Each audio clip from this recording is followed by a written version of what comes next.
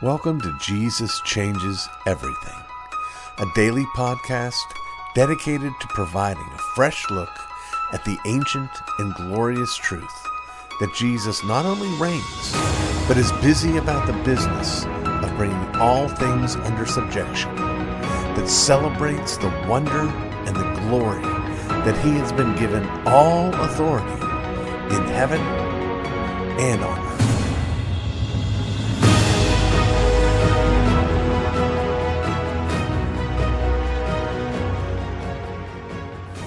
If you have been listening to the Jesus Changes Everything podcast for long, you will know that when it comes to issues related to COVID, I have been comparatively slow to make any Olympian pronouncements of any kind, taking any hard stands on any of the issues. And in fact, when I have spoken on the issues, it has been essentially to point out how very little we actually know and to encourage a level of grace and patience and a level of uncertainty.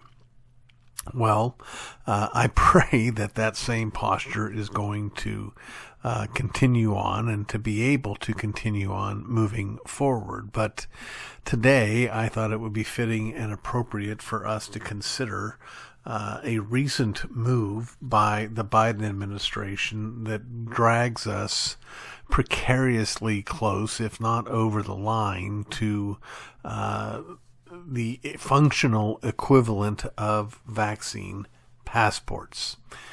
You may know, or you may not have heard, I don't know how big of news this is, but the president announced just a week ago that all employees of the federal government and all those who do business with the federal government will be required either to be vaccinated or to wear a mask, social distance, and be tested weekly and be forbidden to travel for work.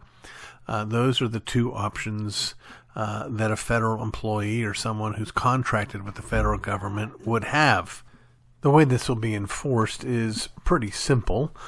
Employees will have to sign a form attesting to the fact that they have in fact been vaccinated, or of course go through those hoops that I mentioned earlier. What's interesting to me is how the government itself is looking at this reality. They are rejecting the idea of a vaccine passport because they recognize that that's probably not that difficult to fake. But if you sign your name to this attestation, then you are, in the government's mind, committing perjury and can be not only fired from your job, but can be sent to prison for 5 years. But the other thing they say is this, that they admit that a vaccine passport creates what politicians call poor optics. It doesn't look good. It looks like fascist kind of stuff, like you have to provide your papers to the government. Well, the reality is that this form that they're talking about is the same thing. They're not changing the nature of the thing to avoid the bad optics. They're changing the look of the things while keeping the nature of the things. I don't know how much this noose is going to get tighter and tighter around us. I did hear relatively recently, however, that there's another place and another way in which it's actually loosening. That is, one particular national airline, I think it was United, determined to enforce a vaccine requirement for all of its employees. And those who didn't get in line by a certain time were going to lose their jobs. Well, several other national airlines, Delta and American, and I'm not sure what else, were leaning and going in the same exact direction when their employees objected sufficiently strenuously that the brass at those airlines actually backed down and decided, no, we're not going to require this. And so now here's United hanging out on a limb by itself and very likely to lose quite a few employees. This is one of the reasons why it's so frustrating and difficult to try to have our numbers right. Another thing that I read today along these lines is that the Texas Tribune, I don't know where that paper is published or how far it reaches, but it recently published a story in which it claimed that 5,700 kids had been admitted with COVID issues within the space of a week this month. However, they had to run a retraction and admit that, well, actually, the number was more like 700, and it was not in the space of a week. It was in the space of more than a month. That what had happened is that whoever was writing the article, and presumably the fact checkers and presumably the editor, had misinterpreted some sort of chart and put out the wrong information. Well, here's why that matters.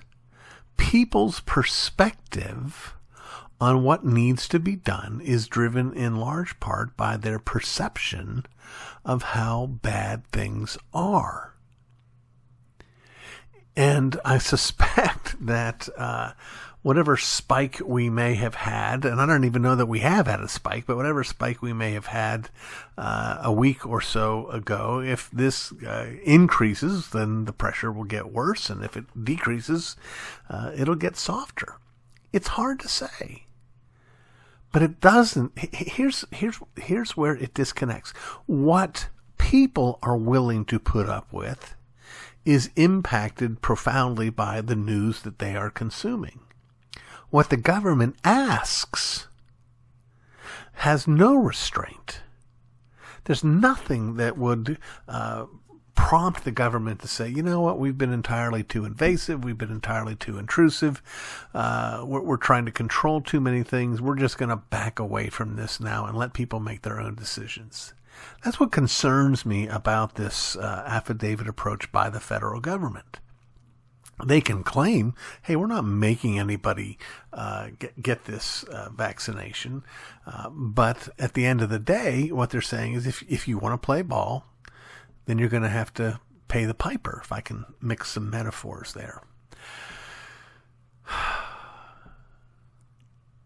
This is why so many of us have been saying from day one that we need to be profoundly aware of the propensity of governments to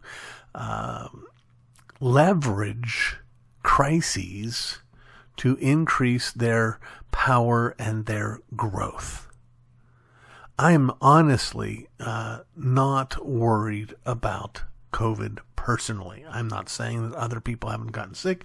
I'm not saying that people haven't died, nothing like that. What I'm saying is that when I look to the future, I'm not particularly concerned about this particular illness. What frightens me is the growth and the intrusiveness of the government. And this particular strategy of President Biden's is a thinly veiled power grab that really does scare me. It really, and in fact, the government officials themselves are saying, "Hey, we're not only trying to do this, but we are trying to create a model for business as well." That the vaccine passport, again, looks bad and can be faked. But if you make people sign their names, then you can prosecute them if it turns out not to be true. No more honor system out there. Well, what about the honor system of believing what we're being told? Because they don't tell the truth, and they regularly don't tell the truth.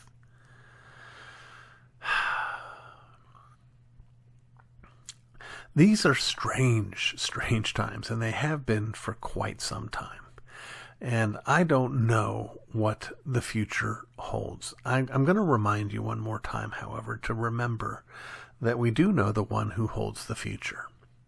That we don't need to be afraid that somehow God is out of control. That doesn't mean, of course, that bad things aren't going to happen, that unpleasant things aren't going to happen. I do believe, ultimately, and I think this would be something I would encourage you to watch for. I think there's going to be, and again, a sure sign of propaganda rather than truth. There's going to be an increasing push to identify non-vaxxers with conservatives and with Christians. The truth is that those living in the inner cities in this country are, in terms of demographics, the least vaccinated of all demographic groups in this country. These are folks who tend to vote Democrat, but they're probably not going to be vilified and turned into monsters. Non-vaxxers who identify as Christian and conservative, we may be the ones that are coming. Now, over the years, or months, I guess, that we've been dealing with this, I have encouraged you all along the way to stay calm, to be peaceful, to be gracious, to be patient. I have always been willing to put on the mask for the sake of people who feel the need for that, even when I don't feel the need for that. I want to bend over backwards and be gracious to essentially what we might call in biblical language a weaker brother. So I'm not arguing that it's time to grab our pitchforks and our torches and storm Dr. Frankenstein's castle over this. I am saying we need to be alert. We need to be aware. We need to be really, in a sense, without becoming paranoid, we need to be on our guard. Maybe that's a good way to put it. I almost said suspicious, but let's at least say that we ought to be on our guard, be on watch. And we need to check our courage. Are we willing to deal with the hardships that come without going along with the standard story? Or are we going to cave? If you're going to cave, you might as well cave now. Save you a lot of trouble later. But, for now, I'm saying let's stand strong. Let's not cave. Let's remember that we are many. Please understand again, I'm not coming out against getting the vaccine at all. I'm not fussing at anybody who's gotten it, who wants to get it, who's planning to get it. None of that. That is completely up to, I believe, each individual. The issue for me is liberty. Am I free to make my own decisions about what gets put in my body? Interesting that right now, the largest sort of subhead of all federal employees are the military. And the military, legally speaking, cannot be required to receive any vaccination that has not received full, complete, absolute, unmitigated approval of the FDA, which none of the vaccines have yet received. So how that's going to work with their plan, I don't know. We'll find out soon enough. But for now, again, watch where the power goes.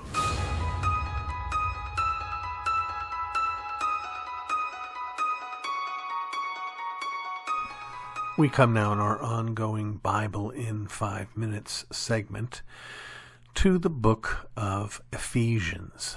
Last time we looked at the book of Galatians, and so we are now into the meat of the Pauline epistles.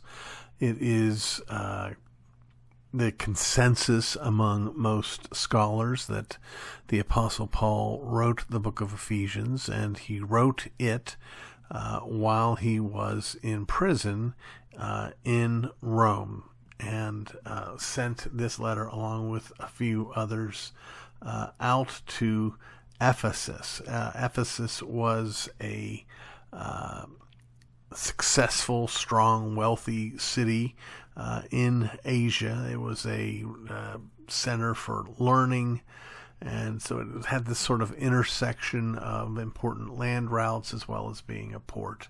And so Paul writes to this church that he's had great impact on, and boy howdy does he give us a lot of content. One could argue that the book of Ephesians is like a mini version of the book of Romans, and that the book of Romans is certainly the heaviest, weightiest of Paul's epistles. Almost you could describe it as a kind of systematic theology, and Ephesians is sort of like an abstract of the book of Romans. There's a great deal of emphasis on the work of Christ in reconciling all things to the Father. There are, as there is in Romans, strong affirmations of the reality of our sin nature, that we were dead in our trespasses and sins, that we are disobedient, but that God, again, as with the book of Romans, this book emphasizes the sovereignty of God in our redemption. This is that place where Paul not only affirms that we're justified by faith alone, but he affirms that that faith that justifies, that brings to us the work of Christ, that faith itself is a gift from God. It's not something that we gin up from within ourselves, but it is a gift from God that God gives to those that he has set apart for his own purposes. There's a lot of heavy, strong affirmation of the sovereignty of God in our redemption in the book of Ephesians. And I'm often left wondering, again, how people can escape these conclusions having read this book. But as is typical of Paul, the book is not just abstract theology, but he moves from what we know to be true because of the work of Christ to what it means for how we should live our lives. One of the things that we find in Ephesians is what I call the yes, but passage. This is that passage for which evangelicals, because we believe in the inerrancy and authority of Scripture, have to say yes, but because we're so profoundly worldly, we say but. So yes, it's true, but, and then we go on to give an explanation that pretty much guts the meaning. That's that text which says, "Wives, submit to your own husbands as unto the Lord." It's very difficult text. That text, I've argued, for which, of all the commands of God in our day, there's no command, I believe, in the whole of Scripture that has more cultural momentum pushing against it than this one. Doesn't change the fact that God is true and every man a liar, nor does it change, nor do I want to overlook the heaviness and the weightiness of the call that comes in chapter 6 for husbands. Husbands, love your, that's in chapter 5. Chapter 6 is when we turn our attention to children. In chapter 5, it's husbands, love your wives as Christ loves the church. So that's a heavy, heavy burden and responsibility that husbands have. So in the book of Ephesians, some very deep, hard theological truths and some very deep implications that are not at all easy for us to live out, but that we are in fact called to live out. So there's some background for you on the book of Ephesians. I want you to also remember that this is a book that includes and talks about the gifts that Christ has given to the church. There's a real sense in this book about Christ not only breaking down barriers between us and God, but also breaking down barriers between us and other believers. Again, Jesus uniting Jew and Gentile, slave and free, male and female. All of these things are no longer barriers to our fellowship with each other. So it's a a wonderful, rich book. I encourage you to give it some serious attention. Take your time. It's rich and thick with meaning. And look forward to the next time when we come together and consider the book of Philippians.